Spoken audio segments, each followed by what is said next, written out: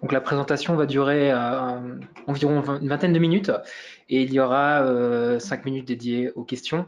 Alors n'hésitez pas à taper vos questions directement dans dans le petit menu GoToMeeting. Comme ça, vous pourrez. Donc je répondrai à la fin aux questions. Donc je les verrai pas tout de suite pendant la présentation, mais on les regardera ensemble. Voilà. Donc n'hésitez pas à les mettre. J'y répondrai à la fin. Et on se garde 5 minutes pour 5 voire 10 minutes pour y répondre. Ça dépendra du nombre de questions.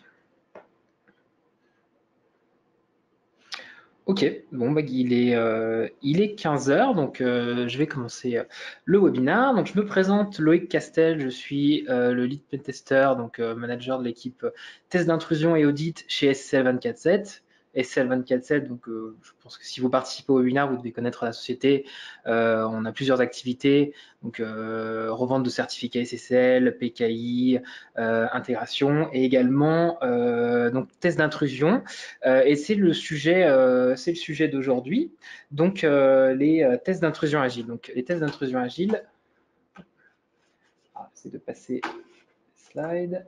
Qu'est-ce que c'est?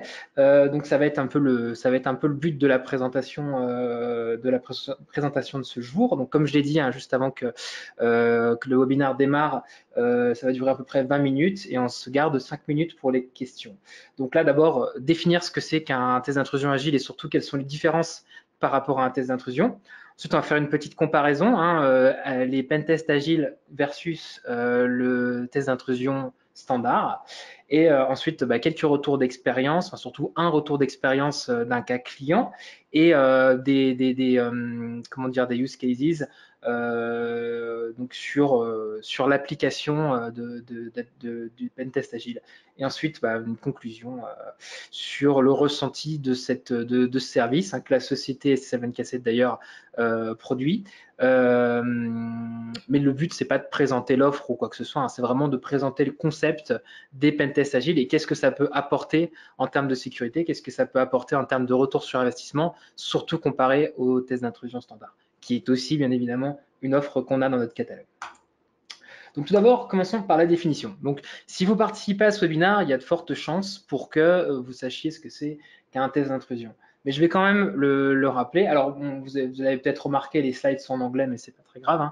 Il y a une présentation d'ailleurs pour les anglophones qui va commencer d'ici 1 heure. Donc les tests d'intrusion, le but, donc c'est un service de sécurité avec un objectif de simulation d'un attaquant qui essaye de compromettre un ou plusieurs éléments d'un SI. Donc à travers des tests techniques, un ingénieur va valider le niveau de sécurité en tentant d'identifier des vulnérabilités et ensuite, dans un second temps, tenter de les exploiter. Donc au final, il aura ou pas accès à des données, accès à une partie du SI ou à la totalité du SI en fonction des résultats. Et ça donnera en fait une idée pragmatique de ce qu'un attaquant est capable d'obtenir en procédant de la même manière. Donc on procède du coup de la même manière qu'un attaquant lorsqu'on fait ces tests. Et à la fin, on arrive avec généralement une liste et des descriptions de ce qui a été fait pendant les tests, et notamment une liste de vulnérabilités classifiées selon la criticité de la vulnérabilité, mais aussi d'autres facteurs qui permettent de donner aux décideurs IT une priorisation quant à la remédiation, donc la solution pour corriger la faille, et donc qui est bien sûr donnée en même temps. Un test d'intrusion, un pen test, se fait selon une méthodologie donnée. Donc la méthodologie étant de faire une réunion d'introduction, donc une initialisation, un kick-off, ensuite de démarrer les tests à travers plusieurs phases, donc phase de cartographie, phase d'intrusion, phase d'exploitation. Là, on va exploiter les failles qui ont été trouvées lors de l'intrusion. La rédaction d'un rapport, là, on va y revenir. C'est cette partie qui va un petit peu changer, principalement lorsqu'on va parler de tests agiles, mais même c'est l'ensemble de comment dire, la gestion de projet, le processus autour de l'organisation de la prestation qui va être changé. Je tiens à le préciser d'ailleurs, cette présentation ne sera pas particulièrement technique, hein, c'est vraiment le but, c'est de présenter les concepts, de présenter la façon d'organiser ce type de test et voilà les avantages que ça peut avoir. Et on va voir que ça s'applique ça s'applique bien, ça matche bien dans certains cas, et dans d'autres, bah, le pentest standard est encore la référence. Et donc en dernier, à la fin d'un test d'intrusion, une réunion de clôture où on va présenter les résultats. Donc, voilà ce que c'est qu'un pentest. Maintenant, qu'est-ce qu'un test d'intrusion agile? Donc déjà, ce que ce n'est pas, je vais commencer par la fin, ce n'est pas un bug bounty ou un bug bounty. Donc en gros, on n'est pas payé à la découverte d'une faille et en fonction de la criticité de la faille, ça reste une prestation de sécurité avec un certain nombre de jours qui sont dédiés à la prestation. Donc peu importe qu'il y ait une faille ou 1000 failles, le prix restera le même. Ça va dépendre du nombre de jours passés sur le périmètre testé. Et voilà, on parle, les gens qui testent sont des ingénieurs sécurité spécialisés dans le domaine. Et voilà, c'est pas des chercheurs en sécurité qu'on peut trouver dans les bug bounty. C'est pas les mêmes profils. Et du coup, on reste toujours dans le contexte de confidentialité d'un test d'intrusion. Vous adressez à un partenaire qui a certaines accréditations, certaines qualifications et qui sécurise vos données, et vous ne mettez pas en place un programme de bug bounty quand vous faites ça. Ce n'est pas non plus des tests automatiques ou des VA scans ou des scanners de vulnérabilité comme Qualys ou Rapid7. Donc là, on parle toujours de tests humains. Et c'est d'ailleurs tout l'intérêt de cette prestation, c'est de garder les tests humains, de garder l'humain, le testeur au milieu de tout ça, mais de le rendre plus agile et de pouvoir l'incorporer dans le process de développement d'une application, par exemple, si on parle de tester la sécurité d'une application. Et donc, qu'est-ce que c'est les tests d'intrusion agile, pour faire simple, c'est l'intégration continue et le reporting continu de failles lors d'un projet de test d'intrusion. Et si on pousse même le bouchon un peu plus loin, c'est l'intégration des tests d'intrusion dans un process continu de développement. Donc en gros, c'est de rajouter une case, une étape test d'intrusion à la fin de certaines étapes. Donc on va voir qu'il y a plusieurs façons de le faire. Il y a une façon simple qui est juste de modifier la façon avec laquelle on reporte, et qui va donner certains avantages. Et il y a la façon un peu plus compliquée, mais qui va apporter plus d'avantages, qui va être de l'intégrer dans tout le projet et de faire du coup plusieurs instances de test. Donc, et bien évidemment, il y a des points communs avec les tests d'intrusion standard. Donc, notamment le fait que c'est exécuté par des ingénieurs. La méthodologie est la même, hein, les outils sont les mêmes. Il faut une certaine expertise pour pouvoir les réaliser. Et donc voilà, la méthodologie qui est mise en place pour être sûr de ne pas oublier et de ne pas passer à côté certaines failles, elle est aussi utilisée dans les Agile Pentests. C'est pas ce qui change. Le but est le même, hein, c'est un objectif de simuler une intrusion et d'obtenir un risque pragmatique sur les éléments audités. Et voilà, il peut y avoir aussi donc des étapes d'un test d'intrusion qui sont kick-off, mission et fin de clôture, restitution, bah, elles existent aussi. Elles peuvent être faites à des timings différents, mais elles existent aussi. Pourquoi le pentest agile? Donc en fait, ça suit un constat. Donc les méthodes de développement ont évolué depuis les années 80. On n'est plus sur les mêmes cycles de déploiement et les mêmes cycles de développement. Donc pour vous donner une petite idée, dans les années 80, 90 et même peut-être encore début 2000, chaque mise en production, en fait, en général, ça se comptait en mois ou en années entre deux releases. Maintenant, avec la méthodologie agile et puis la méthodologie de DevOps, on parle plus de minutes, voire de secondes entre chaque déploiement. Donc forcément, si on considère que les tests d'intrusion sont une étape toujours nécessaire, et c'est une étape toujours nécessaire parce qu'il n'y a pas d'autres moyens encore à ce jour, alors ou sinon vous pourrez m'en parler dans les questions, mais je doute fort que ça existe, sinon mon métier n'existerait plus.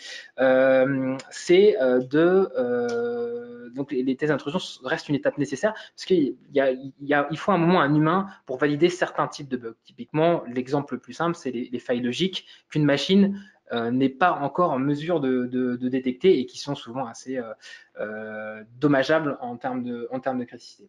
Et donc voilà, il y a besoin de créer un pont entre les deux mondes, entre le monde du développement qui a adopté des cycles beaucoup plus courts et une automatisation de pas mal de choses avec le monde du pentest qui est encore très autour de l'humain et donc qui a un peu plus de mal à s'automatiser. Et voilà, il faut trouver une solution intermédiaire et c'est de là que viennent les tests agiles. Donc, comment ça fonctionne? Donc, il y a deux manières de faire. Donc, la plus simple étant de prendre un pentest standard, donc c'est-à-dire, voilà, il y a, je sais pas, une application web à auditer. Donc, on fait un kick-off, on fait des tests sur l'application web. Et plutôt que de donner de noter les failles au fur et à mesure et de les donner à la fin à notre client, ce qu'on va faire, c'est qu'on va mettre en place une plateforme ou utiliser une plateforme de ticketing ou de gestion de notre client. Et on va reporter au fur et à mesure chaque faille avec le niveau approprié, avec le destinataire approprié au fur et à mesure. Donc là, ça va donner pas mal d'avantages, on les verra après. Il y a aussi la méthode complètement intégrée où là on va faire en fait on va suivre le projet du début à la fin. Donc au début on va faire une revue initiale, comprendre le projet, peut-être identifier certaines failles. Ensuite il va y avoir le développement, donc là ça va être la phase où il va y avoir le plus d'instances. Donc à chaque sprint, il va y avoir un pentest à la fin, donc d'une certaine durée, adapté bien sûr aux besoins, à la taille du projet, etc. Mais du coup, vu que ce sera des occurrences qui vont être plus régulières, la durée va réduire également.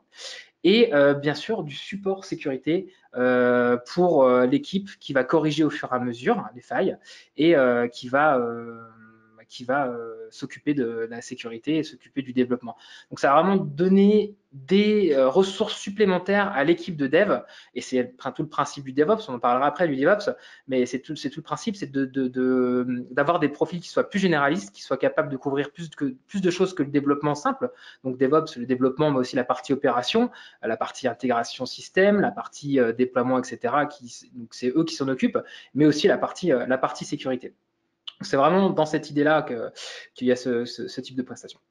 Et à la fin, donc une fois que l'application elle est réalisée, elle est mise en production, déjà faire du support sur la production. Peut-être que la mise en production a aussi généré de l'introduction de nouvelles failles, donc faire un petit test supplémentaire. Mais voilà, aussi valider que tout est bon. Et normalement, on arrivera à la fin avec une application qui aura été corrigée en plein développement et donc qui a des chances beaucoup plus faibles d'être vulnérable. Ça s'applique, on applique le pentest agile sur un périmètre un peu plus restreint que sur les pentests standards. Donc ça s'applique bien au développement d'applications, donc applications web, mobile, bureautiques, donc les clients lourds, des API, mais ça peut aussi s'appliquer sur les réseaux externes, donc sur les tests d'intrusion externe, sachant que la difficulté la plus importante, ça va être de savoir bien dispatcher le ticket à la bonne personne, puisque bien sûr, sur un périmètre externe, on va avoir plus d'acteurs variés que sur le développement d'une application. Voilà. Donc là, on arrive à la partie comparaison entre standard et pentest agile. Sachant que bon, on a déjà une idée de ce que ça va être en termes d'avantages. Les tests d'intrusion standard sont pas associé à un contexte spécifique. Voilà, comme je l'ai dit, hein, le pentest agile est limité à certains tests ou est plutôt adapté à certains tests. C'est pas impossible d'en faire un, mais typiquement un test d'intrusion interne, ce sera plus simple de faire un test d'intrusion standard et peut-être de reporter, mais de manière informelle auprès des équipes au fur et à mesure, mais pas à travers un système de tickets, mais en direct puisqu'on est généralement sur place pour faire les tests d'intrusion interne. Et donc plutôt adapté à la partie standard qu'à la partie agile. Dès qu'on est sur des environnements de production, donc hors cycle de production, hors cycle de développement, pardon, et dès qu'on est sur des environnements un peu exotiques, alors je sais pas moi, si on parle de faire des tests d'intrusion ou de faire des audits dans des environnements industriels, je vois mal comment ce concept de pentest agile s'applique. Et c'est à peu près la même chose. On fait du pentest agile pour s'adapter à une méthode de développement agile, une méthode de développement DevOps. Donc forcément, si ça ne suit pas cette méthodologie, et si on n'est pas dans ce contexte-là, c'est pas forcément la bonne prestation. Donc là, le test d'intrusion ou l'audit standard est encore un peu plus adapté. Et c'est plus adapté à un périmètre plus large. Donc voilà, un réseau industriel, un réseau bureautique, voilà, quelque chose qui est moins précis qu'une application, un projet. Et enfin, alors peut-être que ça viendra dans le futur, mais dès qu'on parle de certification, d'accréditation de PCI DSS, il faut un rapport formel à la fin avec le nombre de vulnérabilités, le niveau général de sécurité. Et voilà, on ne peut pas être dans ce mode agile pour les certifications, les accréditations. Alors, les avantages pour le mode agile. Donc, on va le voir après, il y a une interaction directe avec les développeurs. Et ça c'est l'avantage principal. On va y revenir après. Le feedback speed, donc la vitesse des retours d'informations, elle est extrêmement importante. En fait, quand on parle de DevOps, c'est quelque chose qui m'intéresse beaucoup. Je lis pas mal de littérature sur le sujet, et même quand je fais des développements, je suis cette méthodologie, ou mon équipe suit cette méthodologie. La feedback loop est très importante. C'est en gros le moins il y a de blocage, plus on a des retours rapides et plus le développement avance vite et avance sans obstacle. Et ben ça va aussi dans cette idée-là. Le test d'intrusion, les résultats du test d'intrusion ne sont plus un obstacle au développement de l'application. Et c'est dans mon expérience, ça m'est déjà arrivé plein de fois que pour passer à l'étape suivante du développement d'une application, on attend les résultats du test d'intrusion et le rapport arrive dans 1 semaine, 2 semaines, et c'est 2 semaines de perdu sur le projet. Donc quelque chose qu'on n'a pas lors du test d'intrusion agile. Voilà, ça c'est un peu la même idée. Hein. Intégré dans le projet, donc le test d'intrusion agile est intégré dans le projet. On peut imaginer et on peut faire des tests d'intrusion qui sont suivis d'une phase de test de non-régression. Donc une fois qu'il y a eu la correction des failles qui ont été identifiées, on vérifie que ces failles-là ne cassent pas d'autres fonctionnalités existantes. Donc là, c'est parfait parce que ça permet vraiment d'avoir un flow continu de développement. Et ça s'intègre dans le flux, dans les cycles CICD, donc Continuous Improvement et Continuous, je ne sais plus, j'ai un trou de mémoire, mais c'est Deployment, donc, et voilà, et ça vous l'avez peut-être compris quand je parlais au départ de l'intégration des pentests dès le début du projet. Plus une faille est trouvée tôt, plus on va instruire tôt les développeurs et moins de chances ils auront de reproduire la même faille sur le reste du projet. Et aussi, certaines failles, plus on avance, enfin certaines fonctionnalités, plus on avance dans le projet, plus elles sont difficiles à patcher. Et ben là, si elle est, on va dire, tuée dans l'œuf, je ne sais pas si c'est une bonne expression, on va gagner en temps sur tout le reste du projet. Voilà, et puis un support sécurité continu. On a des ingénieurs qui vont connaître le projet, des ingénieurs sécurité qui vont connaître le projet et qui vont pouvoir plus facilement communiquer avec les équipes. Et vice versa, hein, l'équipe de développement va plus facilement s'accommoder avec l'équipe sécurité et poser les bonnes questions. Donc quelques cas. Donc la partie petite réflexion sur la partie la partie DevOps. Bon voilà, j'en ai déjà un peu parlé. Hein. L'approche DevOps, c'est d'avoir des personnes plus généralistes. Et donc le but, c'est de gagner de gagner en rapidité en donnant plus de responsabilités aux développeurs finaux. Et donc, un cycle normal de reporting va être le suivant. Le pentester va écrire son rapport, il va l'envoyer au project manager, donc de l'équipe du pentester, hein, son chef, on va dire, qui va voilà, faire une revue de documents, l'envoyer au RSSI du client, qui va le transmettre à la partie Ops qui était le mandataire du projet, qui va le transmettre au chef de projet dev du projet en question qui va être patché, et qui va le transmettre au lead développeur, qui va enfin le transmettre au développeur, qui va corriger la faille. Et ensuite, peut-être que ça va faire le cycle inverse pour remonter que ça a été corrigé et le test. Donc, vous imaginez ce cycle qui est un petit peu long, forcément. En pentest agile, on a une relation directe entre le pentester et le développeur. Le pentester remonte la faille avec un ticket. Donc, soit le ticket est automatiquement passé au bon développeur, soit il y a quand même une personne qui le passe. Et derrière, le développeur patch résout le ticket et le pentester close le ticket. Si on parle aussi des revues de code, hein, des audits de code de sécurité, ça s'applique exactement de la même manière. La différence principale étant que ça permet de trouver forcément plus de failles, on a accès au code, mais ça permet aussi de faire des recommandations qui sont plus précises à la ligne de code près. Alors là, avant de terminer hein, le webinar, moi je voulais vous parler d'un petit cas d'école, enfin d'un petit cas client qu'on avait eu. Alors c'était un des premiers clients sur la partie pentest agile. Donc c'était un client qui avait qui besoin dans l'industrie énergétique de développer une application web qui faisait du monitoring. Et ils voulaient intégrer la sécurité dès le début dans leur développement. Ils n'avaient pas d'ingénieur sécu, donc ils avaient besoin d'un provider qui le fasse. Et leur but, c'était au pentest final, qui n'était pas fait d'ailleurs par nous, mais par une entité externe, d'avoir zéro faille. Zéro faille ou voilà, quelques sévérités mineures, mais rien de plus. Et donc, on a travaillé sur leur système de tickets.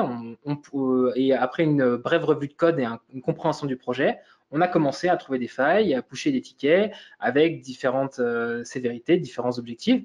Et après quelques temps, les tickets ont commencé à être résolus par les développeurs, de plus en plus vite d'ailleurs, parce qu'ils commençaient à comprendre un peu comment ça fonctionnait. Et du coup, on recommençait une phase de découverte de bugs. Et on commençait aussi à closer les tickets en validant que oui, la correction qui avait été mise en place, elle était correcte. Et voilà, ça a continué, ce petit cycle a continué. Et les périodes de test étaient de plus en plus courtes d'ailleurs, parce qu'on se rendait compte que au final, il y a de moins en moins de failles qui étaient introduites au fur et à mesure. Et donc à la fin du projet, forcément, il y a eu le test d'intrusion qui n'a pas remonté de failles critiques, ni majeures, ni importantes, mais vraiment que du mineur, et qui avait d'ailleurs été trouvé pendant le test, mais pas patché parce que voilà, la règle 80-20, hein, il n'y avait pas forcément d'intérêt à le faire et ça prenait beaucoup de temps à patcher. Et surtout, le résultat à la fin était que les développeurs avaient gagné de l'expérience. Ils connaissaient par cœur la liste des vulnérabilités OWASP Top 10. Ils connaissaient par cœur la façon de corriger, je ne sais pas, une injection SQL ou tout type d'injection ou même tout type de faille. Et voilà, ils partaient déjà avec quelque chose en plus, un bagage supplémentaire. Et niveau gestion de projet, d'ailleurs, ça s'était fait de manière très agile également. Il y avait un chef de projet qui, finalement, son job principal, c'était de dispatcher les tickets, sachant qu'à la fin, on savait les dispatcher par nous-mêmes. Et on faisait juste des updates pour vérifier qu'il n'y avait pas de point de blocage. Donc voilà, c'était vraiment simple. Donc conclusion, hein, je pense que j'ai déjà un petit peu dépassé le temps. J'aime toujours comparer avec des exemples de la vie réelle.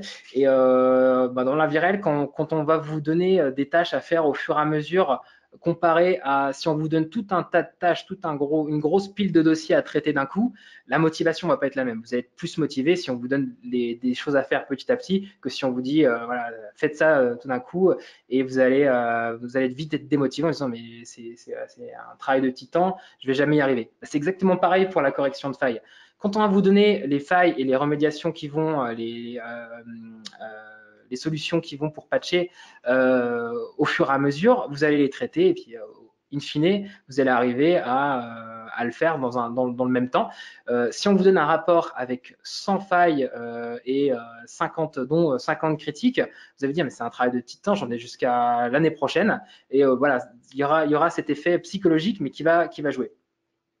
Il y a aussi une partie qui me semble intéressante dont je vais parler maintenant. C'est, moi, je fais du test d'intrusion depuis 12 ans maintenant, hein, donc ça fait un bout de temps. Bon, bien évidemment, j'ai fait plus de tests d'intrusion standard que de tests d'intrusion agile, mais j'ai quand même fait pas mal de tests d'intrusion agile. Et la chose que je regarde, c'est quel impact a eu ce service sur les clients et sur la sécurité en général. Donc, généralement, sur un test d'intrusion standard, comme on le sait, on revient l'année d'après et puis on regarde si la plupart des vulnérabilités ont été corrigées. Donc, des fois, on a des cas sympas où tout a été corrigé et là, on commence à se casser les dents pour trouver d'autres failles. Ou on a des cas où on arrive au même résultat que l'année dernière. Donc là, ça permet un peu de voir l'impact de ce type de service sur la sécurité en général, la sécurité de nos clients.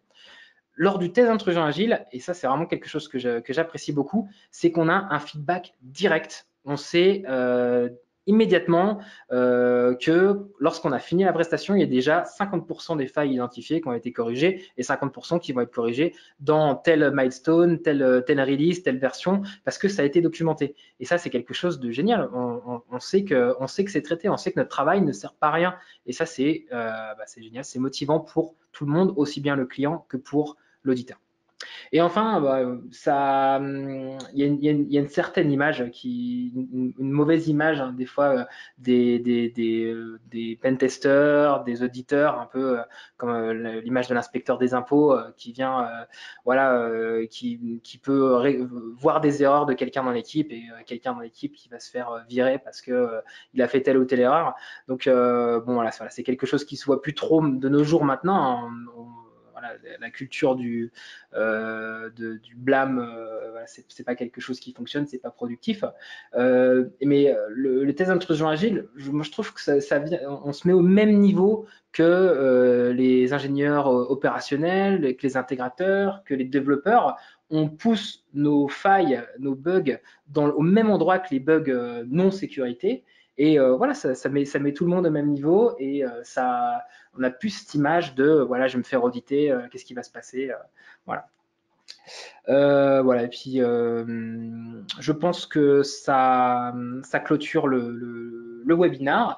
Le mois prochain, on fait un webinar sur la réponse à incident. Donc, j'espère que vous serez nombreux à y participer. Donc, voilà, on va essayer de garder ce rythme de un webinar par mois. Et moi, j'espère que vous serez là pour y participer. Maintenant, on passe aux questions. Alors, on a une question. Bonjour, dans le use case, dans quel environnement étiez-vous? Dev, QA, pré-prod ou prod? Alors, la principale, le principal environnement où on était, c'était quand même sur. En fait, ça dépend de la phase, ça dépend à quel moment on était à quel moment du projet on intervenait. Donc, au début, on intervenait beaucoup sur la partie dev. Et en fait, dès qu'il y a une pré-prod qui a été mise en place, on n'était plus que sur la pré-prod. Et sachant que la production, on n'y a même pas touché en fait, parce que on avait fini notre boulot dès le moment où le projet était réalisé. Après, là, c'était l'autre équipe de test d'intrusion qui devait faire la vérification et qui travaillait sur la production.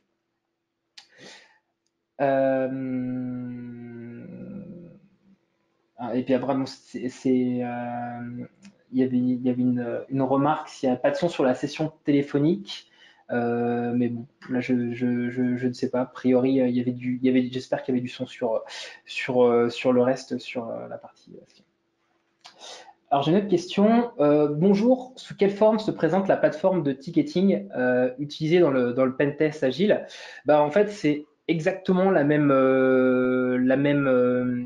ça ressemble très fortement à un système type Jira, Confluence pour pousser des tickets. Donc, et idéalement d'ailleurs, on utilise celui de nos clients s'ils en ont un, tout simplement pour éviter que les développeurs jonglent avec 2 ou 3 plateformes différentes. Le mieux, c'est qu'ils utilisent leur propre outil à eux et ça s'intègre comme ça. Donc là, c'est mieux. Et sinon, voilà, notre plateforme de ticketing, notre plateforme de remontée de bugs, c'est à peu près la même, si ce n'est qu'on a mis en place certaines valeurs, certains indicateurs qui sont spécifiques au test, typiquement voilà, la sévérité, le fait de pouvoir intégrer un protocole de test pour reproduire les failles et de pouvoir générer un rapport aussi sur l'actualité, mais ça on peut le faire aussi sur des plateformes de ticketing. Voilà, si vous avez des questions, bah, on a encore 2-3 minutes pour y répondre, donc n'hésitez pas. Ah si, est-ce qu'il y a une différence de coût entre les pentests agiles et les pentests standards? Donc la question est que en fait il y en a une bien évidemment puisque ça va dépendre. Si la seule variable qui va changer, ça va être la façon de reporter, il n'y a pas de différence. Donc ce sera exactement le même coût qu'un test d'intrusion standard, sachant que voilà, plutôt d'avoir un rapport à la fin, il y aura tout un tas de mini-rapports qui vont être poussés à la bonne personne et un rapport à la fin. Par contre, quand on parle d'un test d'intrusion agile, complet et continu sur un projet, là, il va y avoir tout un temps à dispatcher correctement sur le projet. Et donc, forcément, ça fera un peu varier le coût par rapport à un test standard. Bah voilà, je pense qu'on va pouvoir s'arrêter là. La vidéo sera envoyée dans la foulée. Oui, elle sera envoyée. Alors, je ne sais pas si ce sera fait dans la foulée, mais elle vous sera envoyée probablement dans la semaine, ou peut-être dans la foulée. Hein. Et voilà, et puis des remerciements. Et merci à tous pour votre attention. Soyez au rendez-vous pour le webinaire du mois prochain sur la réponse à incident. Et c'est bien, je vois que je commence à avoir quelques habitués pour les questions. Donc c'est très bien. Je pense qu'on va continuer sans souci. Eh bien, bonne journée et bonnes vacances pour ceux qui partent en vacances.